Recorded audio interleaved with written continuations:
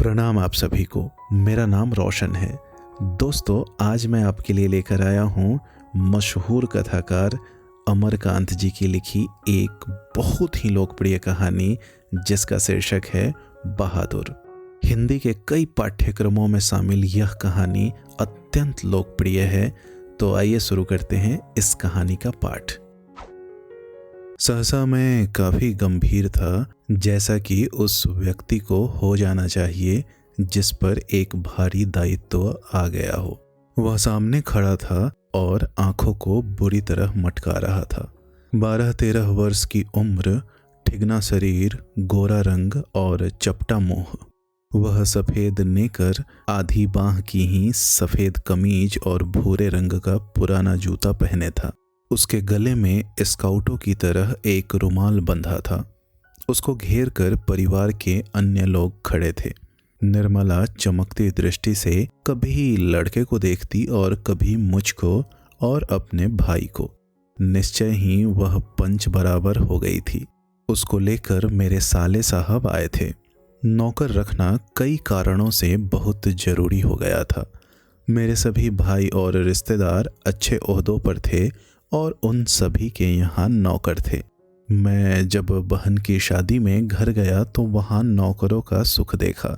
मेरी दोनों भाभियाँ रानी की तरह बैठकर चारपाइयाँ तोड़ती थी, जबकि निर्मला को सवेरे से लेकर रात तक खटना पड़ता था। मैं ईर्ष्या से जल गया। इसके बाद नौकरी पर वापस आया तो निर्मला दोनों जून नौकर चाकर की माला जपने लगी। उसकी तरह अभागिन और दुखिया स्त्री और भी कोई इस दुनिया में होगी? वे लोग दूसरे होते हैं जिनके भाग्य में नौकर का सुख होता है। पहले साले साहब से असाधारण विस्तार से उसका किस्सा सुनना पड़ा। वह एक नेपाली था जिसका गांव नेपाल और बिहार की सीमा पर था। उसका बाप युद्ध में मारा गया था और उसकी माँ सारे परिवार का भरण पोषण करती थी। माँ उसकी बड़ी गुस्सैल थी और उसको बहुत मारती थी। माँ चाहती थी कि लड़का घर के काम धाम में हाथ बटाए, जबकि वह पहाड़ या जंगलों में निकल जाता और पेड़ों पर चढ़कर चिड़ियों के घोंसलों में हाथ डालकर उनके बच्चे पकड़ता या फल तोड़ तोड़ कर खाता। कभी कभी वह पशुओं को चराने के लिए ले जाता था। उसने एक बार उस भैंस को बहुत मारा जिसको उसकी माँ बहुत प्यार करती थी और इसीलिए उससे वह बहुत चिढ़ता था। मार खाकर भैंस भागी भागी उसकी माँ के पास चली गई, जो कुछ दूरी पर एक खेत में काम कर रही थी। माँ का माथा ठनका। बेचारा बेजवान जानवर चढ़ना छोड़कर यहाँ क्यों आएगा? जरूर लौंडे ने उसको काफ़ी मारा है। वह गुस्से से पागल हो गई। जब लड़का आया तो माँ ने भैंस की मार का काल्पनिक अनुमान करके एक डंडे से उसकी दुगुनी पिटाई की और उसको वहीं कराहता हुआ छोड़कर घर लौट आई। लड़के का मन माँ से फट गया और वह रात भर जंगल में छिपा रहा। जब सवेरा होने को आया तो वह घर पहुंचा और किसी तरह अंदर चोरी चुपके घुस गया। फिर उसने घी की हंडिया में हाथ डालकर माँ के रखे रुपयों में से 2 रुपए निकाल लिए। अंत में 9-2-11 हो गया। वहाँ से 6 मील की दूरी पर बस स्टेशन था, जहाँ गोरखपुर जाने वाली बस मिलती थी। तुम्हारा नाम क्या है जी? मैंने पूछा। दिल बहादुर साहब। उसके स्वर में एक मीठी झंझनाहट थी। मुझे ठीक ठीक याद नहीं कि मैंने उसको क्या हिदायतें दी थी। शायद यह कि शरारतें छोड़कर ढंग से काम करे और उस घर को अपना घर समझे। इस घर में नौकर चाकर को बहुत प्यार और इज्जत से रखा जाता है। अगर वह वहाँ रह गया तो ढंग सौर सीख जाएगा, घर के और लड़कों की तरह पढ़ लिख जाएगा और उसकी जिंदगी सुधर जाएगी। निर्मला ने उसी समय कुछ व्यावहारिक उपदेश दे डाले थे। इस मोहल्ले में बहुत तुच्छ लोग रहते हैं। वह न किसी के यहाँ जाए और न किसी का काम करे। कोई बाजार से कुछ लाने को कहे तो वह अभी आता हूँ कहकर अंदर खिसक जाए। उसको घर के सभी लोगों से सम्मान और तमीज से बोलना चाहिए। और भी बहुत सी बातें। अंत में निर्मला ने बहुत ही उदारतापूर्वक लड़के के नाम से दिल शब्द उड़ा दिया। परंतु बहादुर बहुत ही हंसमुख और मेहनती निकला। उसकी वजह से कुछ दिनों तक हमारे घर में वैसा ही उत्साहपूर्ण वातावरण छाया रहा जैसा कि प्रथम बार तोता मैना या पिल्ला पालने पर होता है। सवेरे सवेरे ही मोहल्ले के छोटे छोटे लड़के घर के अंदर आकर खड़े हो जाते और उसको देखकर हंसते या तरह तरह के प्रश्न करते। तुम लोग छिपकली को क्या कहते हो? तुमने शेर देखा है? ऐसी ही बातें। उससे पहाड़ी गाने की फरमाइशें की जाती। घर के लोग भी उससे इसी प्रकार की छेड़खानियां करते थे। वह जितना उत्तर देता था उससे अधिक हंसता था। सबको उसके खाने और नाश्ते की बड़ी फिक्र रहती। निर्मला आंगन में खड़ी होकर पड़ोसियों को सुनाते हुए कहती थी, बहादुर आकर नाश्ता क्यों नहीं कर लेते? मैं दूसरी औरतों की तरह नहीं हूँ जो नौकर चाकर को तलती भूनती हैं। मैं तो नौकर चाकर को अपने बच्चे की तरह रखती हूँ। उन्होंने तो साफ साफ कह दिया है कि 100-150 महीना बारी उस पर भले ही खर्च हो जाए, पर तकलीफ उसको जरा भी नहीं होनी चाहिए। एक निकर कमीज तो उसी रोज लाए थे और भी कपड़े बन रहे हैं। धीरे धीरे वह घर के सारे काम करने लगा। सवेरे ही उठकर वह बाहर नीम के पेड़ से दातून तोड़ लाता था। वह हाथ का सहारा लिए बिना कुछ दूर तक तने पर दौड़ते हुए चढ़ जाता। मिनट भर में वह पेड़ की पुलई पर नजर आता। निर्मला छाती पीट कर कहती थी, अरे रीछ बंदर की जात, कहीं गिर गया तो बड़ा बुरा होगा। वह घर की सफाई करता, कमरों में पोंछा लगाता, अंगीठी जलाता, चाय बनाता और पिलाता। दोपहर में कपड़े धोता और बर्तन मलता। वह रसोई बनाने की भी जिद करता, पर निर्मला स्वयं सब्जी और रोटी बनाती। निर्मला की उसको बहुत फिक्र रहती थी। उसकी उन दिनों तबीयत ठीक नहीं रहती थी, इसलिए वह कुछ दवा ले रही थी। बहादुर उसको कोई काम करते देखकर कहता था, माताजी मेहनत न करो, तकलीफ बढ़ जाएगी। वह कोई भी काम करता होता, समय होने पर हाथ धोकर भालू की तरह दौड़ता हुआ कमरे में जाता और दवाई का डिब्बा निर्मला के सामने लाकर रख देता। जब मैं शाम को दफ्तर से आता तो घर के सभी लोग मेरे पास आकर दिन भर के अपने अनुभव सुनाते थे। बाद में वह भी आता था। वह एक बार मेरी ओर देखकर सिर झुका लेता और धीरे धीरे मुस्कुराने लगता। वह कोई बहुत ही मामूली घटना की रिपोर्ट देता। बाबूजी, बहन जी का एक सहेली आया था, या बाबूजी भैया सिनेमा गया था। इसके बाद वह इस तरह हंसने लगता था गोया बहुत ही मजेदार बात कह दी हो। उसकी हंसी बड़ी कोमल और मीठी थी, जैसे फूल की पंखुड़ियां बिखर गई हों। मैं उससे बातचीत करना चाहता था, पर ऐसी इच्छा रहते हुए भी मैं जानबूझकर बहुत गंभीर हो जाता था और दूसरी ओर देखने लगता था। निर्मला कभी कभी उससे पूछती थी, बहादुर तुमको अपनी माँ की याद आती है? नहीं। क्यों? वह मारता क्यों था? इतना कहकर वह खूब हंसता था, जैसे मार खाना खुशी की बात हो। तब तुम अपना पैसा माँ के पास कैसे भेजने को कहते हो? माँ बाप का कर्जा तो जन्म भर भरा जाता है। वह और भी हंसता था। निर्मला ने उसको एक फटी पुरानी दरी दे दी थी। घर से वह एक चादर भी ले आया था। रात को काम धाम करने के बाद वह भीतर के बरामदे में एक टूटी हुई बसखट पर अपना बिस्तर बिछाता था। वह बिस्तरे पर बैठ जाता और अपनी जेब में से कपड़े की एक गोल सी नेपाली टोपी निकालकर पहन लेता, जो बाईं ओर काफी झुकी रहती थी। फिर वह एक छोटा सा आईना निकालकर बंदर की तरह उसमें अपना मुंह देखता था। वह बहुत ही प्रसन्न नजर आता था। इसके बाद कुछ और भी चीजें उसकी जेब से निकलकर उसके बिस्तरे पर सज जाती थी। कुछ गोलियां, पुराने ताश की एक गड्डी, कुछ खूबसूरत पत्थर के टुकड़े, ब्लेड और कागज की नावें। वह कुछ देर तक उनसे खेलता था। उसके बाद वह धीमे धीमे स्वर में गुनगुनाने लगता था। उन पहाड़ी गानों का अर्थ हम समझ नहीं पाते थे, पर उनकी मीठी उदासी सारे घर में फैल जाती, जैसे कोई पहाड़ किसी निर्जनता में अपने किसी बिछुड़े हुए साथी को बुला रहा हो। दिन मजे में बीतने लगे। बरसात आ गई थी। पानी रुकता था और बरसता था। मैं अपने को बहुत ऊंचा महसूस करने लगा था। अपने परिवार और संबंधियों के बड़प्पन तथा शान बान पर मुझे सदा गर्व रहा है। अब मैं मोहल्ले के लोगों को पहले से भी तुच्छ समझने लगा। मैं किसी से सीधे मुंह बात नहीं करता, किसी की ओर ठीक से देखता भी नहीं था। दूसरे के बच्चों को मामूली सी शरारत पर डांट डपट देता। कई बार पड़ोसियों को सुना चुका था, जिसके पास कलेजा है वही आजकल नौकर रख सकता है, घर के सवांग की तरह रहता है। निर्मला भी सारे मोहल्ले में शुभ सूचना दे आई थी। आधी तनख्वाह तो नौकर पर ही खर्च हो रही है, पर रुपया पैसा कमाया किस लिए जाता है? ये तो कई बार कह ही चुके थे कि तुम्हारे लिए दुनिया के किसी कोने से नौकर जरूर लाऊंगा, वही हुआ। निसंदेह बहादुर की वजह से सबको खूब आराम मिल रहा था। घर खूब साफ और चिकना रहता, कपड़े चमाचम सफेद। निर्मला की तबीयत भी काफी सुधर गई। अब कोई एक खर भी न टकसाता था।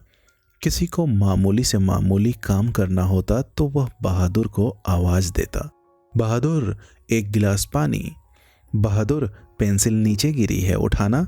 इसी तरह की फरमाइशें। बहादुर घर में फिरकी की तरह नाचता रहता। सभी रात में पहले ही सो जाते थे और सवेरे 8 बजे के पहले न उठते थे। मेरा बड़ा लड़का किशोर काफी शान शौकत और रोब दाब से रहने का कायल था और उसने बहादुर को अपने कड़े अनुशासन में रखने की आवश्यकता महसूस कर ली थी। फलतः उसने अपने सभी काम बहादुर को सौंप दिए। सवेरे उसके जूते में पॉलिश लगनी चाहिए। कॉलेज जाने से ठीक पहले उसकी साइकिल की सफाई जरूरी थी। रोज ही उसके कपड़ों की धुलाई और इस्त्री होनी चाहिए और रात में सोते समय वह नित्य बहादुर से अपने शरीर की मालिश कराता और मुक्की भी लगवाता।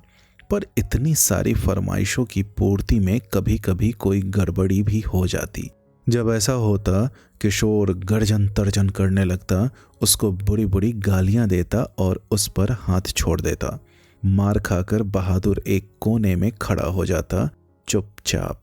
देख बे, किशोर चेतावनी देता, मेरा काम सबसे पहले होना चाहिए। अगर एक काम भी छूटा तो मारते मारते हुलिया टाइट कर दूंगा।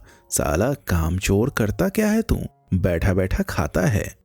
रोज ही कोई ना कोई ऐसी बात होने लगी जिसकी रिपोर्ट पत्नी मुझे देती थी। मैंने किशोर को मना किया पर वह नहीं माना, तो मैंने यह सोचकर छोड़ दिया कि थोड़ा बहुत तो यह चलता ही रहता है, फिर एक हाथ से ताली कहाँ बजती है। बहादुर भी बदमाशी करता होगा। पर एक दिन जब मैं दफ्तर से आया तो मैंने किशोर को एक डंडे से बहादुर की पिटाई करते हुए देखा। निर्मला कुछ दूरी पर खड़ी होकर हाँ हाँ करती हुई मना कर रही थी। मैंने किशोर को डांटकर अलग किया। कारण यह था कि शाम को साइकिल की सफाई करना बहादुर भूल गया था। किशोर ने उसको मारा तथा गालियां दी तो उसने उसका काम करने से ही इनकार कर दिया। तुम साइकिल साफ क्यों नहीं करते? मैंने उससे कड़ाई से पूछा। बाबूजी, भैया ने मेरे बाप को क्यों लाकर खड़ा किया, वह रोते हुए बोला। मैं जानता था कि किशोर उसको और भी भद्दी भद्दी गालियां देता था, लेकिन आज उसने सुअर का बच्चा कहा था जो उसे बर्दाश्त न हुआ। निसंदेह वह गाली उसके बाप पर पड़ती थी। मुझे कुछ हंसी आ गई। खैर, किशोर के व्यवहार को अच्छा नहीं कहा जा सकता, पर गृह स्वामी होने के कारण मुझ पर कुछ और गंभीर दायित्व भी थे। मैंने उसे समझाया, बहादुर, ये आदतें ठीक नहीं। तुम ठीक से काम करोगे तो तुमको कोई कुछ भी नहीं कहेगा। मेहनत तो बहुत अच्छी चीज है।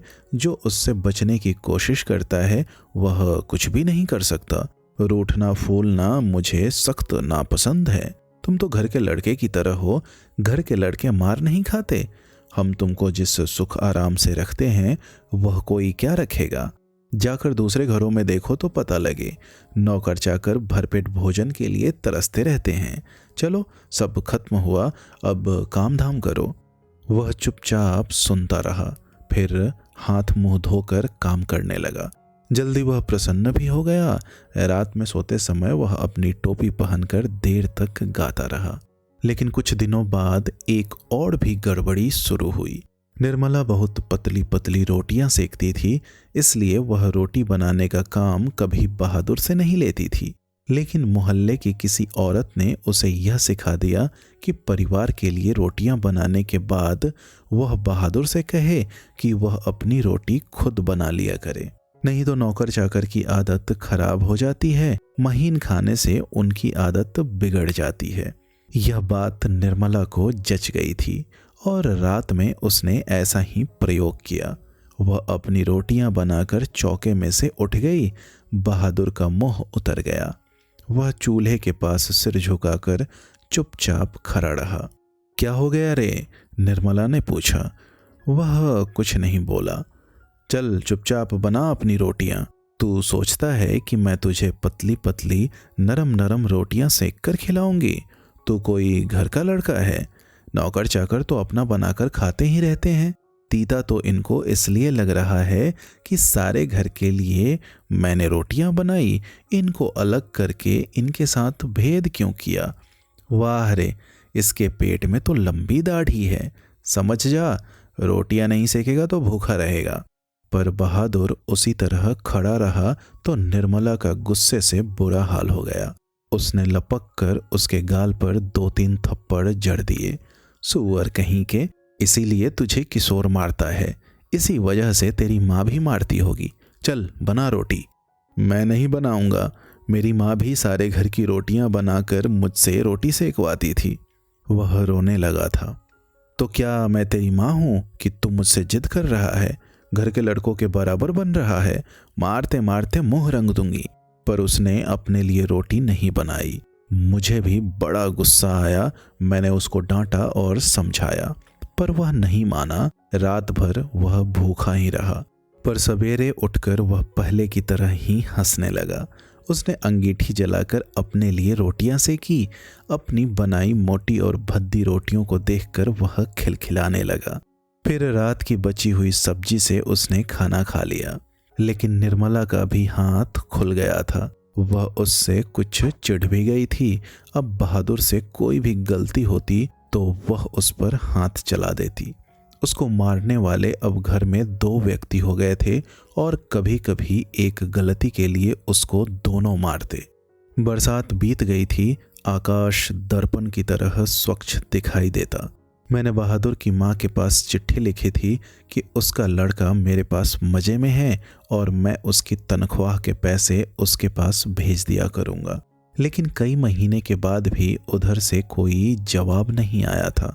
मैंने बहादुर से कह दिया था कि उसका पैसा यहाँ जमा रहेगा, जब वह घर जाएगा तो लेता जाएगा। पर अब बहादुर से भूल गलतियाँ अधिक होने लगी थी। शायद इसका कारण मारपीट और गाली गलौज हो। मैं कभी कभी इसको रोकना चाहता, फिर यह सोचकर चुप लगा जाता कि नौकर चाकर तो मारपीट खाते ही रहते हैं। एक दिन रविवार को मेरी पत्नी के एक रिश्तेदार आए। वह बीवी बच्चों के साथ थे। वह अपने किसी खास संबंधी के यहाँ आए थे, तो यहाँ भी भेंट मुलाकात करने के लिए चले आए थे। घर में बड़ी चहल पहल मच गई। मैं बाजार से रोहू मछली और देहरादूनी चावल ले आया। नाश्ता पानी के बाद बातों की जलेबी छनने लगी। पर इसी समय एक घटना हो गई। अचानक उस रिश्तेदार की पत्नी नीचे फर्श पर झुककर देखने लगी। फिर उन्होंने चारपाई के अंदर झांक कर देखा। अंत में कमरे के अंदर गई और फर्श पर पड़े हुए कागजों को उठाकर जांच पड़ताल करने लगी। क्या बात है? मैंने पूछा। रिश्तेदार की पत्नी जबरदस्ती मुस्कुराकर मजबूरी में सिर हिलाते हुए बोली, क्या बताएं, 11 रुपए साड़ी के खूंट से निकालकर यहीं चारपाई पर रखे, पर वे मिल नहीं रहे हैं। आपको ठीक याद है ना? हाँ, खूब अच्छी तरह याद है। ये रुपए मैंने खूंट में बांध कर रखे थे। रिक्शे वाले को देने के लिए खूंट खोला ही था। फिर वे रुपए चारपाई पर रख दिए थे कि 4 रुपए की मिठाई मंगा लूंगी और कुछ बच्चों के हाथ पर रख दूंगी। रास्ते में कोई ढंग की दुकान नहीं मिली थी, नहीं तो उधर से ही लाती। किसी के यहाँ खाली हाथ जाने में अच्छा भी नहीं लगता। बताइए, अब तो मैं कहीं की न रही। फिर मेरी ओर झुककर धीमे स्वर में कहा, जरा उससे पूछिए ना, वह इधर आया था। कुछ देर तक वह यहाँ खड़ा रहा, फिर तेजी से बाहर चला गया था। अरे नहीं, वो ऐसा नहीं है, मैंने कहा। You do not know, this people are expert in this art. रिश्तेदार ने कहा। मैंने बहादुर की ओर तिरछी दृष्टि से देखा। वह सिर झुकाकर आटा गूंथ रहा था। उसके चेहरे पर संतुष्टि और प्रफुल्लता थी। उसने ऐसा काम तो कभी नहीं किया, बल्कि जब कभी उसने 2-4 आने इधर उधर पड़े देखे तो उठाकर निर्मला के हाथ में दे दिए थे। पर किसी के दिल की बात कोई कैसे जान सकता है। ना मालूम अचानक मुझे क्या हो गया और मैं गुस्से में आ गया। बहादुर, मैंने कड़े स्वर में कहा। जी बाबूजी, इधर आओ। वह आकर खड़ा हो गया। तुमने यहाँ से रुपए उठाए थे? जी नहीं बाबूजी, उसने निर्भय उत्तर दिया। ठीक बताओ, मैं बुरा नहीं मानूंगा। नहीं बाबूजी, मैं लेता तो बता देता। तुम यहाँ खड़े नहीं थे? रिश्तेदार की पत्नी ने कहा। फिर तेजी से बाहर चले गए थे। देखो भैया, सच सच बता दो, मिठाई खरीदने और बच्चों को देने के लिए ये रुपए रखे थे। मैं तो बुरी फंसी। अब वापस जाने के लिए रिक्शे के भी पैसे नहीं। मैं तो बाहर नमक लेने गया था। सच सच बता बहादुर, अगर नहीं बताएगा तो बहुत पीटूंगा और पुलिस के सुपुर्द कर दूंगा। मैं चिल्ला पड़ा। मैंने नहीं लिया बाबूजी। बहादुर का मुंह काला पड़ गया था। पता नहीं मुझे क्या हो गया। मैंने सहसा उछलकर उसके गाल पर एक तमाचा जड़ दिया। मैं आशा कर रहा था कि ऐसा करने से वह बता देगा। तमाचा खाकर वह गिरते गिरते बचा। उसकी आंखों से आंसू गिरने लगा। मैंने नहीं लिया। इसी समय रिश्तेदार साहब ने एक अजीब हरकत की। अच्छा छोड़िए, इसको पुलिस के पास ले जाता हूँ। इतना कहकर उन्होंने बहादुर का हाथ पकड़ लिया और उसको दरवाजे की ओर घसीट कर ले गए। पर दरवाजे के पास उससे धीरे से बोले, देखो तुम मुझे बता दो, मैं कुछ नहीं करूँगा, बल्कि तुमको इनाम में 2 रुपए दे दूंगा। पर बहादुर ने इनकार कर दिया। इसके बाद रिश्तेदार साहब 2-3 बार उसको दरवाजे की ओर खींच कर ले गए, जैसे पुलिस को देने ही जा रहे हैं। लेकिन आगे बढ़कर वह रुक जाते और उससे धीमे धीमे शब्दों में पूछताछ करने लगते। अंत में हार कर उन्होंने उसको छोड़ दिया और वापस आकर चारपाई पर बैठते हुए हंसकर बोले, जाने दीजिए, ये सब बड़े घाघ होते हैं। किसी झाड़ी वाड़ी में छिपाया होगा या जमीन में गाड़ आया होगा। मैं तो इन सबों को खूब जानता हूँ। भालू बंदर से कम थोड़े होते हैं ये। चलिए, इतना नुकसान लिखा था।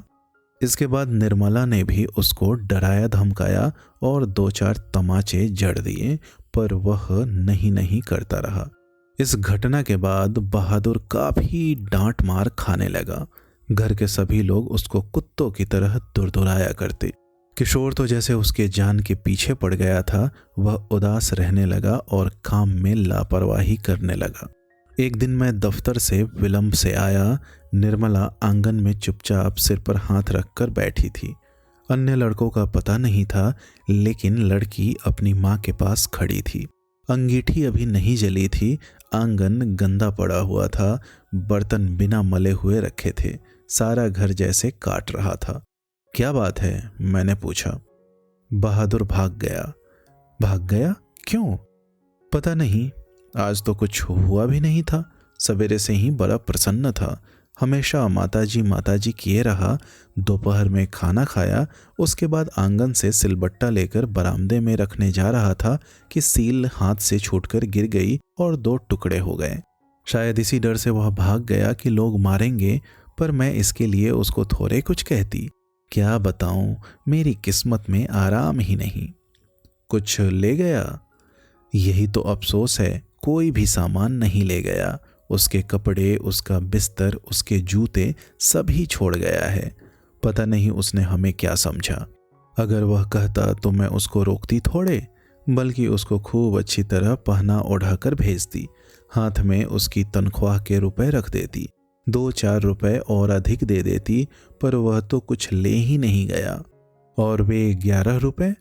अरे वह सब झूठ है। मैं तो पहले ही जानती थी कि वे लोग बच्चों को कुछ देना नहीं चाहते, इसलिए अपनी गलती और लाज छिपाने के लिए यह प्रपंच रच रहे हैं। उन लोगों को क्या मैं जानती नहीं? कभी उनके रुपए रास्ते में गुम हो जाते हैं, कभी वे गलती से घर ही छोड़ आते हैं। मेरे कलेजे में तो जैसे कुछ हौड़ रहा है। किशोर को भी बड़ा अफसोस है। उसने सारा शहर छान मारा पर बहादुर नहीं मिला। किशोर आकर कहने लगा, अम्मा, एक बार भी अगर बहादुर आ जाता तो मैं उसको पकड़ लेता और कभी जाने न देता, उससे माफ़ी मांग लेता और कभी नहीं मारता। सच, अब ऐसा नौकर कभी नहीं मिलेगा। कितना आराम दे गया है वह। अगर वह कुछ चुरा कर ले गया होता तो संतोष हो जाता। निर्मला आंखों पर आंचल रखकर रोने लगी। मुझे बड़ा क्रोध आया। मैं चिल्लाना चाहता था पर भीतर ही भीतर मेरा कलेजा जैसे बैठ रहा हो। मैं वहीं चारपाई पर सिर झुकाकर बैठ गया। मुझे एक अजीब सी लघुता का अनुभव हो रहा था। यदि मैं न मारता तो शायद वह न जाता। मैंने आंगन में नज़र दौड़ाई। एक और स्टूल पर उसका बिस्तर रखा था, अलगनी पर उसके कुछ कपड़े टंगे थे। स्टूल के नीचे वह भूरा जूता था जो मेरे साले साहब के लड़के का था। मैं उठकर अलगनी के पास गया और उसकी नेकर की जेब में हाथ डालकर उसके सामान निकालने लगा। वही गोलियां, पुराने ताश की गड्डी, खूबसूरत पत्थर, ब्लेड, कागज की नावें। दोस्तों, उम्मीद करता हूँ यह कहानी आपको पसंद आई होगी। ऐसी ही ढेरों कहानियाँ सुनने के लिए आप हमसे जुड़े रहें। बहुत बहुत धन्यवाद।